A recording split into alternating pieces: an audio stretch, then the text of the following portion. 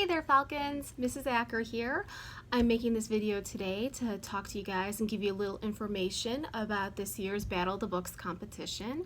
7th and 8th graders, I think you guys are pretty familiar with how this works, but to our 6th graders and some of our new coming students, Battle of the Books is a reading competition that I've hosted the last 3 years. And it's been a lot of fun. It's gone over well, so it's kind of become our annual thing that we do here. What you do is you're going to form a book club. This is entirely voluntary. You don't have to do it, but you do have to read for language arts, so why not participate in the competition anyway? Form a book club. 4 or 5 people per team, doesn't matter grade level, 6th and 7th can mix, 7th, 8th, whatever. Just bear in mind that when it comes to your meetings, you got to work with your staff sponsor and when they're available as well. And some teachers, I think the only time that they can do it is like lunchtime, so just kind of keep that in mind. But anyway, you form your team, 4 or 5 people, come up with a cool team name. Most people choose something kind of literary and nerdy. It's kind of fun. Fill out a registration form. Your language arts teachers have them. We also have copies of them in the media center. So fill out your form. Find a staff member in the building to agree to be your sponsor. This can be any person who works here at Stout. They're going to meet with you like once a week, kind of help you set up your reading schedules, your discussions, and so on and so forth, and kind of keep you going. And over the period of several weeks, you guys are going to read 5 different books, all different genres. And then at the end of March, we have our final battle. It's a reading competition. So it's a quiz, but not your standard reading quiz. It's pretty fast-paced and interactive. In years past, we did a Jeopardy style. Last year, we did a Kahoot. It was a lot of fun. Again, not your standard language arts test here, so should be a really good time.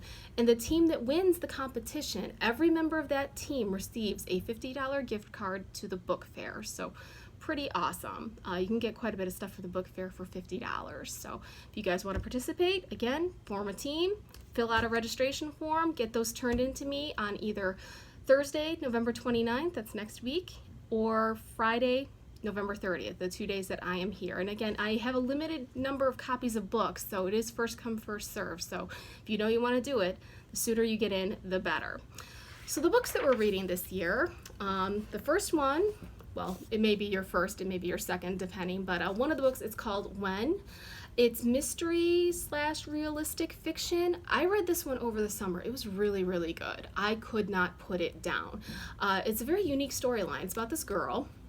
She has an unusual gift. She can actually see the death dates on the foreheads of every person she meets. She can even see their death dates in photographs and things like that. And she gets tied up in an FBI investigation because someone whose death she predicted ended up being murdered.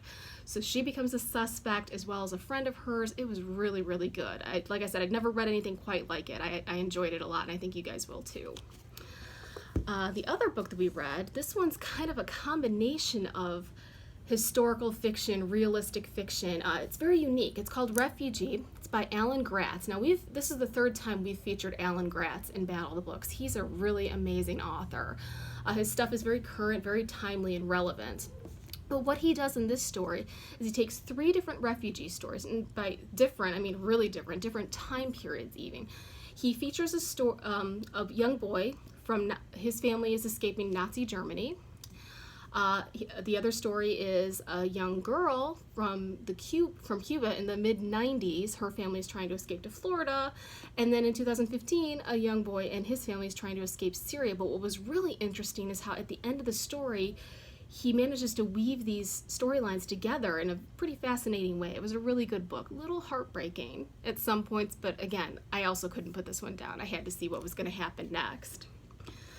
The historical fiction title this year is called Prisoner of War.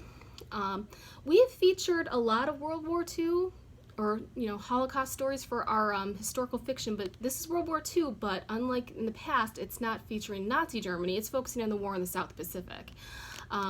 Pretty heartbreaking. It's about this young boy. I say boy, but young man. He actually lies about his age to join the military so that he can leave a pretty harsh home life, and he ends up being taken prisoner, and it's about his whole ordeal and how he survived and everything like that. So again, pretty good. Pretty sad. Some parts are a little hard to read, but again, it was a good one. I liked it.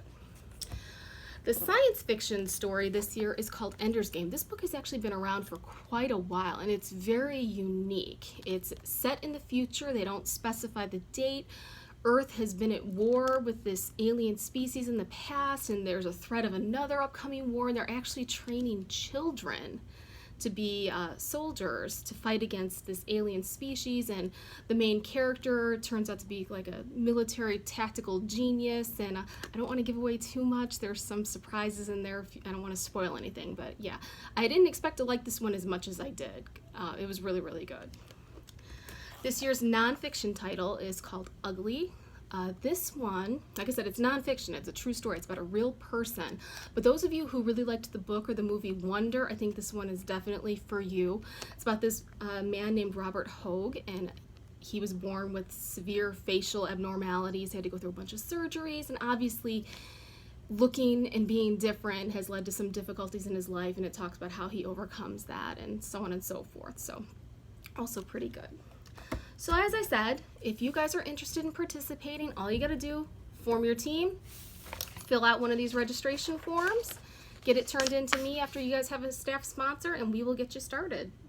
If you have any questions, feel free to stop by the Media Center and I can hopefully answer them for you. But if you're interested in participating, I get your team ready as soon as you can. Have a great day. Bye.